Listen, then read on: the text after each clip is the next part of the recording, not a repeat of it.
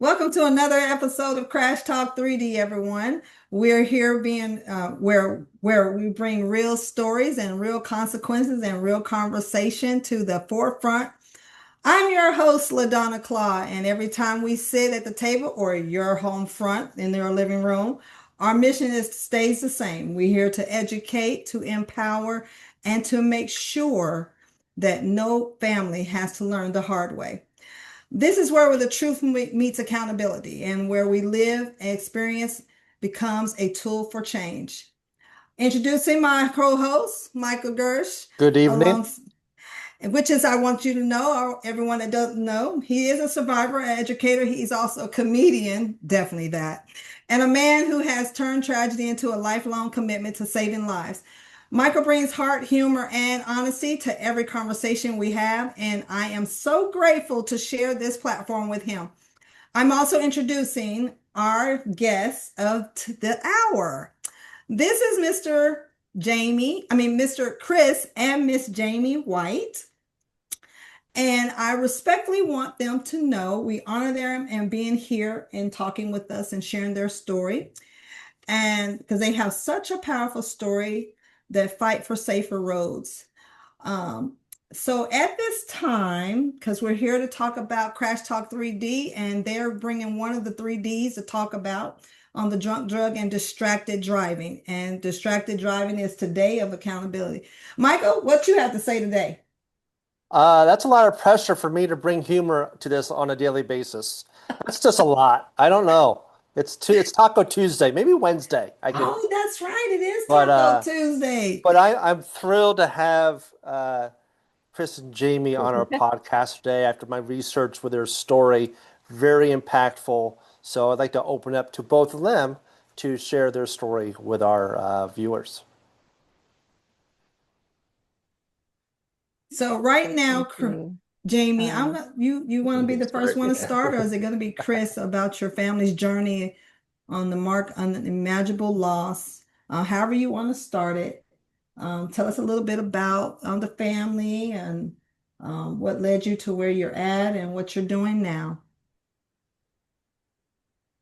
Well, so we have four children, and our fourth was obviously a very beautiful, unexpected gift to us.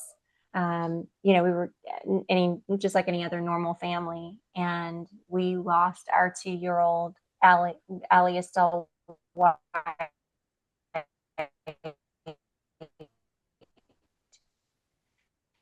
to a distracted driver. Like parking lots are safe. Oh, I can use my cell phone in a parking lot because I'm going slow. But that's simply not the case.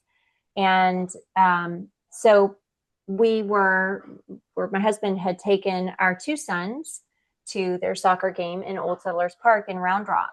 And he had parked the car in a safe location.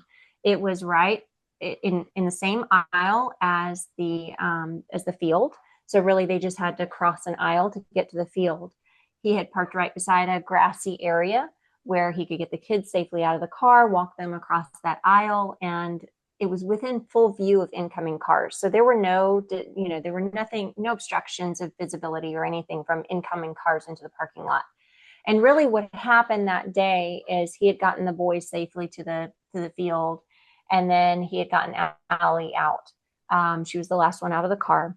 He, you know, leaned in for a second to put the sunscreen in the car. The key moment was that at that minute, that driver came through that parking lot with her phone up to her face and decided to make a right hand turn into the same aisle where my husband and my daughter Allie were trying to cross to get to the field. Now we know, and you know as a safety expert, that when you're holding the phone up to your face, it blocks your visibility because she took a right hand turn the same, and she was holding her phone up to the right side of her face.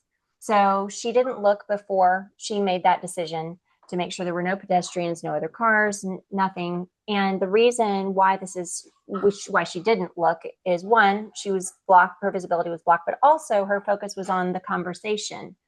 So we know through statistics and through research that if your brain can't process so many things at one time, And her focus was so much on that conversation, she wasn't watching what was going on around her. And so when she made that right-hand turn, she hit and ran over my daughter in front of my husband. And I know this was a very, very difficult moment for him. And I'm grateful that he's able to now talk about it, because it took a long time. And I was not there at that moment, but I came after, like 5 minutes or so after the fact. And when this all happened, my husband and I sat down. We came home after having kind of seeing what happened and trying to process everything, that just our lives were shaken dramatically. And what do you do with that? So we came home and we talked about it, and we decided together to create Allie's Way in her honor, because this was completely preventable. This should never have happened, and it shouldn't ever happen again.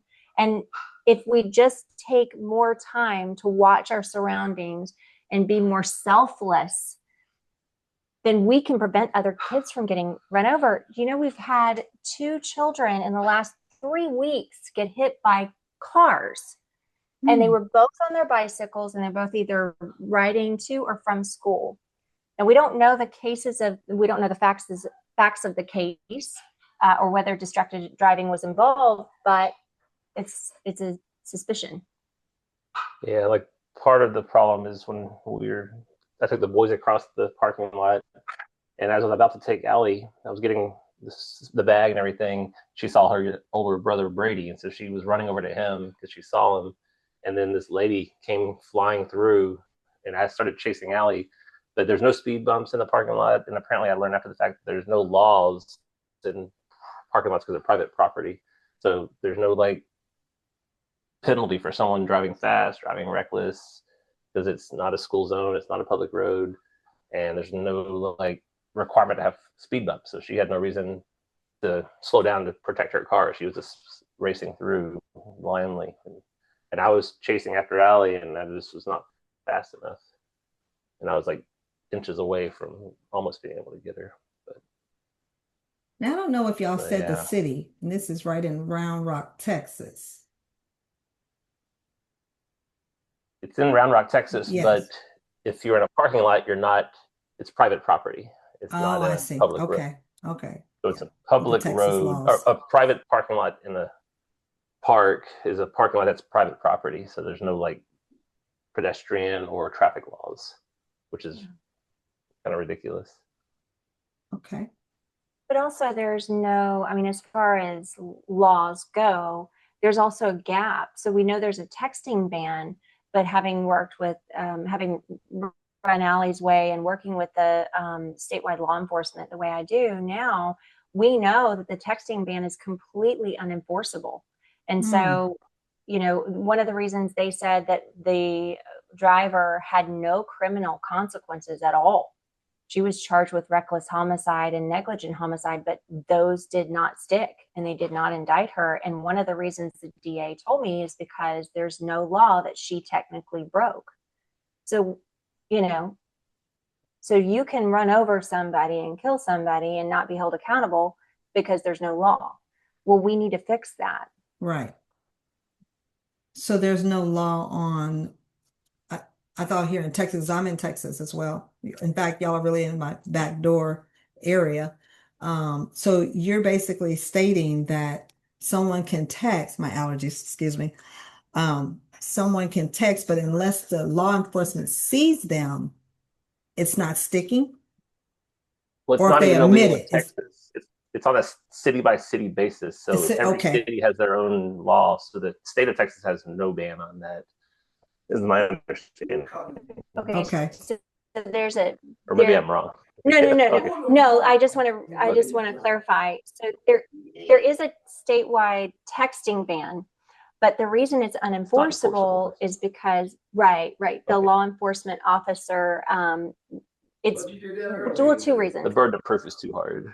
Well, it's his word against the drivers. In addition, and you listen, you can't take a driver's cell phone away from them. You can't take, the officer has no right to take their cell phone to check to see if they were texting, because it's their right not to show their their cell phone to the officer.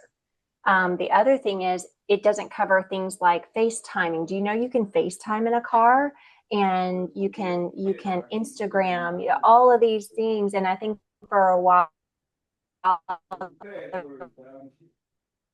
was the trend of you had the phone said to whether you were driving or not. So like it doesn't cover any of the social media aspects of it, or, you know, like I said, video conferencing or anything like that. So there's really nothing to, we really need a hands-free law that says you can't hold the phone in your hand. I think that's where I was getting confused. It's not, there's a texting ban, but there's no in the whole state. It's just texting is not allowed, but they can't enforce it. So I was getting those mixed up. But he's right. The hands-free is, there are different ordinances in different cities. So that is correct. Yes.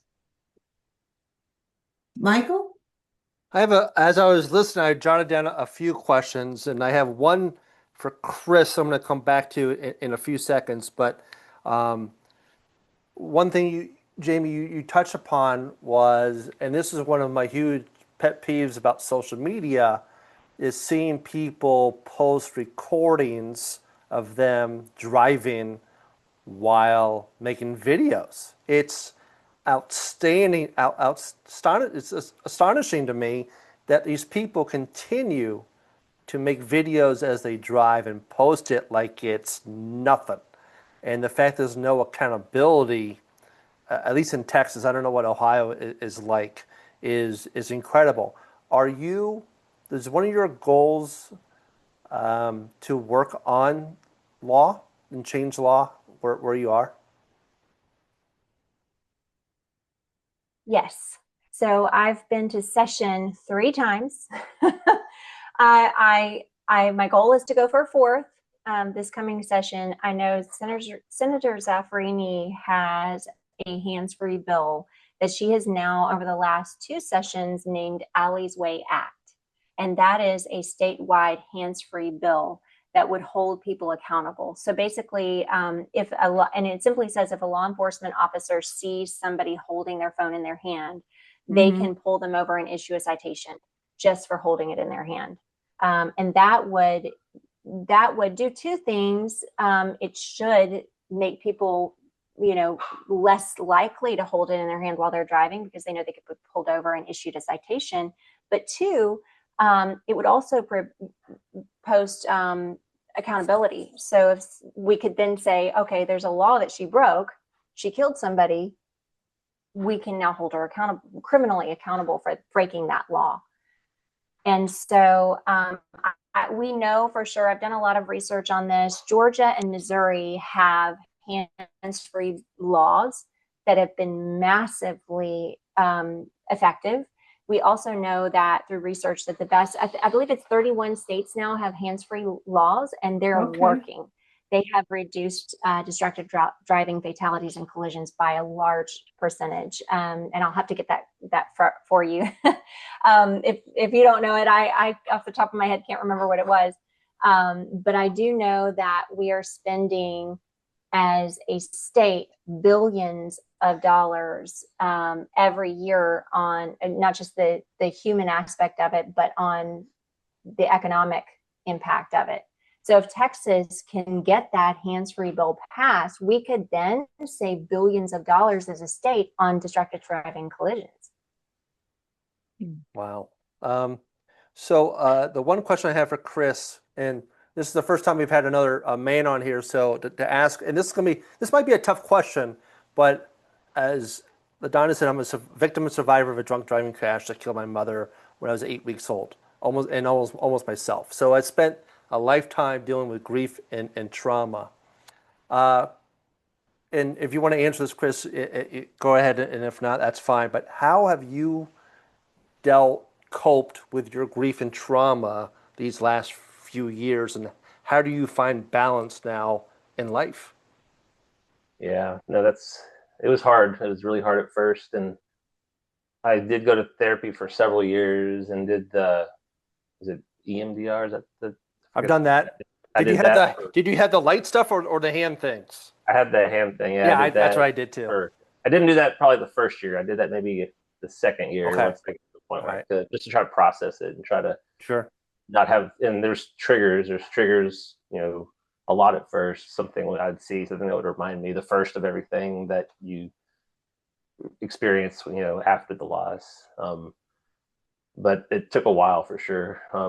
Mostly, I had to think about why do I even want to be here? What's my purpose after this? But our other three kids, my wife, I was like, I gotta focus on this because I can't make me lose everything and lose purpose. And so try to just embrace every moment, like doing more with them, trying to embrace it and not take anything for granted. So, but yeah, the there's still triggers and there's still random stuff that you see or that a song or something that just have to find a way to kind of get through it. Sure.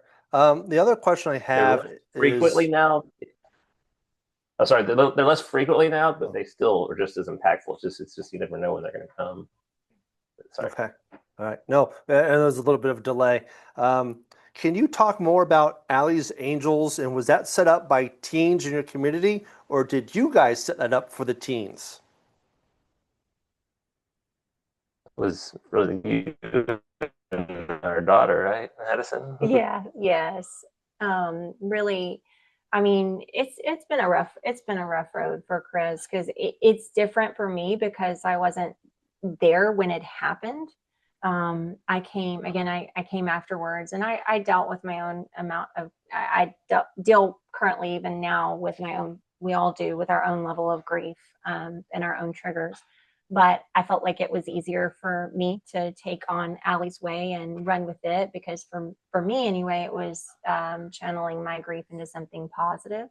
So my daughter and I took that on, and while he was trying to process everything and heal or as best he could from the trauma, my daughter and I created Allie's Angels as a way to really reach out into the community and do good for the community while increasing awareness about distracted driving because the kids were amazing. In fact, I have a trash trophy. It's funny. We did a trash cleanup in the same park where she was killed. And we had a group of teens come and we won the trash trophy for the most amount of trash collected or cleaned up in the park in honor of Allie.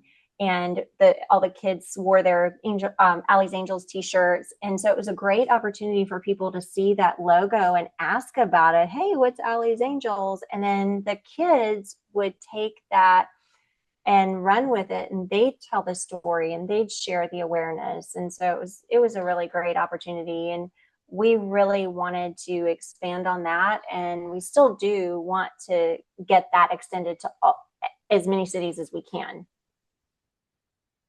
Oh, fantastic. So here's my question. So Chris, when you think about the work you and Jamie are doing now, what's the message you feel most responsible for carrying and the part of the advocacy that feels personal to you? I think the biggest is I think some of the older generation, people that are stuck in their ways, are hard to change. But like the stuff that Jamie does at the schools and with the younger generation, you can change the habits, like the kids that haven't driven yet, or you somehow get to where you have the kids talk to their parents, have them change their parents' habits. So going with the younger ones. Because I don't think if you go to a bunch of people that are like they know it all and they're stubborn and they're not going to change their ways. But if you can start early and then maybe in a generation things will be different. It's going to be slow but make progress. And I agree with you because we put all this technology into cars for safety, and it really starts with human behavior. If we didn't drink and drive, the texting, any of that stuff, we put all this extra technology into cars that costs us more in the long run, but it really starts with that behavior. And so starting them as teens and stuff is hopefully the proper way to go. And as we've always said, if we just get one in that audience, even though we want to get them all to hear the message, man, but if we get one, then that's a good day of the office when we speak and share our stories. And it's totally different, but I remember when I was a teenager, when I was in my 20s, everyone I was around smoked. Everywhere I went to, it was smoky, and it was just people just accepted it as a normal behavior. That's not the case anymore, not at all. Like compared to what it was 20 years ago, 25 years ago. I'm hoping eventually people on their phones and their cars will be just as much of a taboo as smoking is. So just it takes time. And the great thing is, I was talking about this the other day. The teens that I work with or the teens that I present to they don't understand what an impact they have. It is incredible. We had, we talked about Allie's Way Act, and we actually had 20 students from Johnson High School in San Antonio bus all the way to Austin, to the Capitol, and talk to our lawmakers and their staff. And I always say, and I tell them this in my presentations, it's one thing for me to go and share the story, but when those kids come and share the story and share how it impacted them with, people like Senator Angela Paxton, I mean, she was floored. Her eyes were so big when she saw those 20 students walk into her office, and the impact that they make is so amazing. So really I really want to, every time I go and present, empower them as much as possible, get them passionate about the subject. So they're not only affecting their family and their friends, but they're impacting their community, and it gives them that drive and motivation to want to create safe driving clubs in their high schools, and start initiatives, start an Allie's Way group, Allie's Angels group.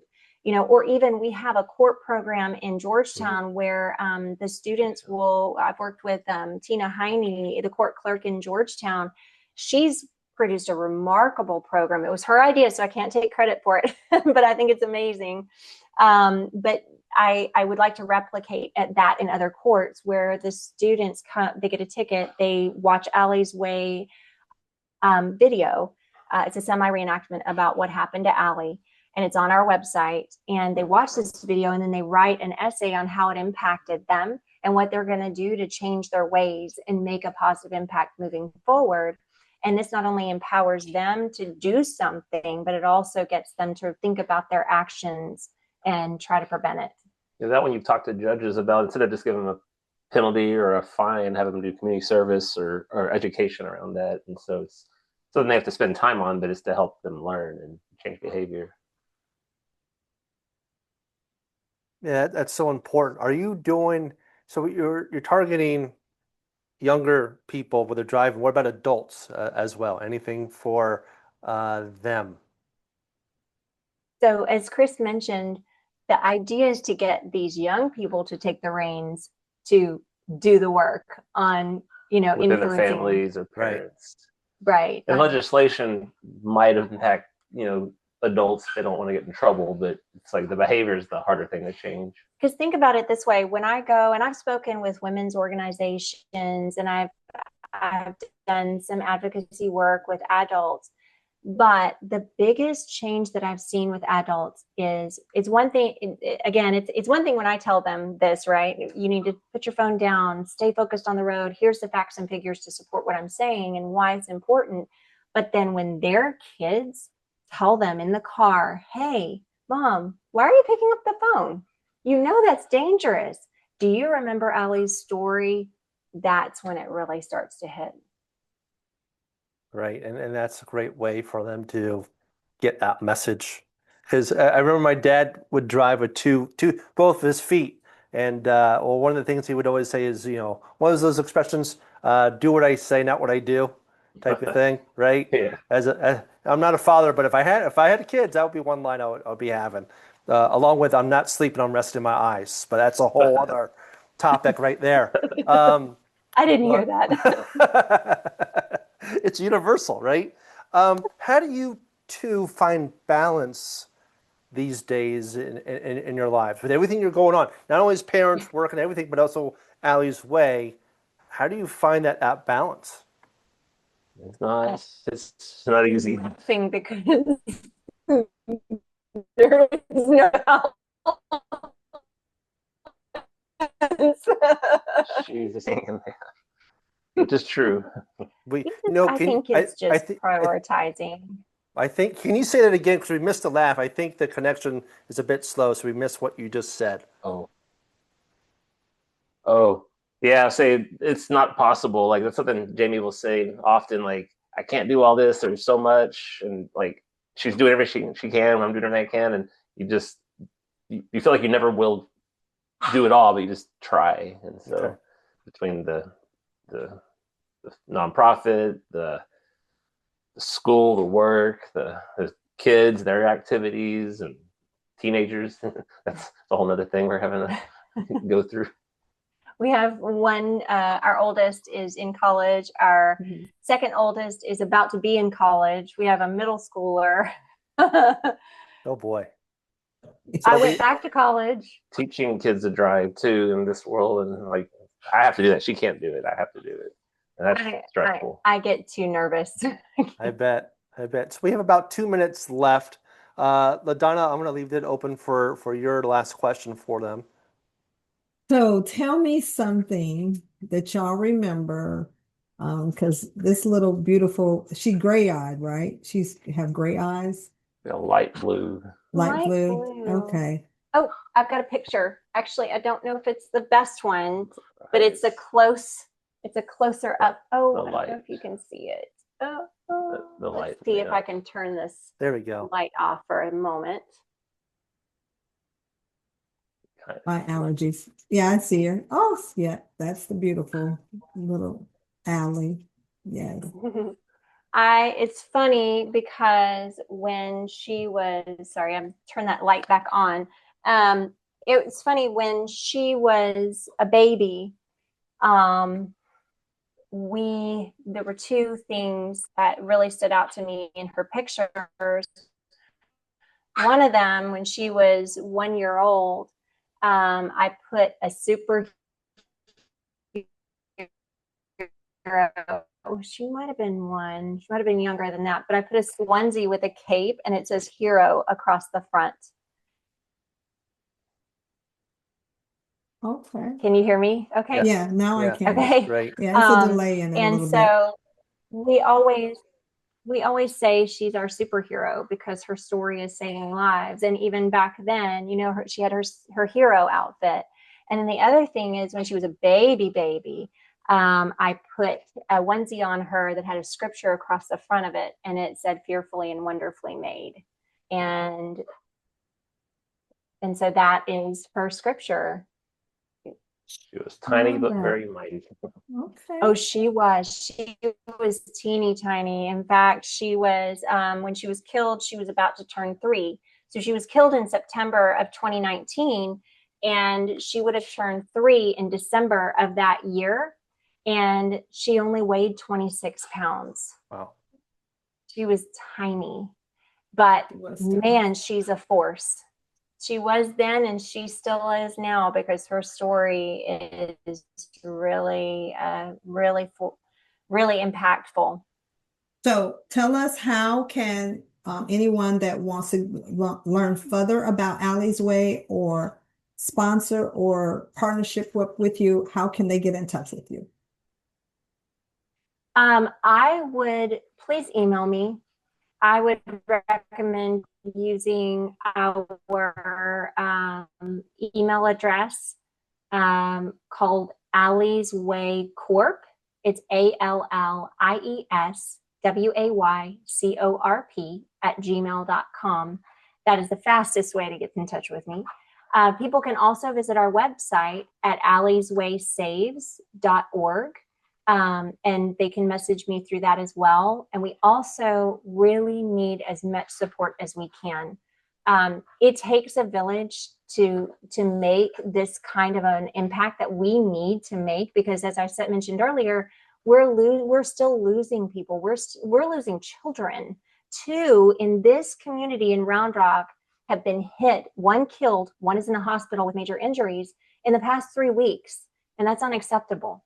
And so we have to change behaviors. So we're working on that through advocacy and awareness. I also have a reaction time activity that puts things into perspective during my presentations. I host workshops. So we're looking for partners. And we're also looking for sponsors to help us continue our mission and continue Allie's way.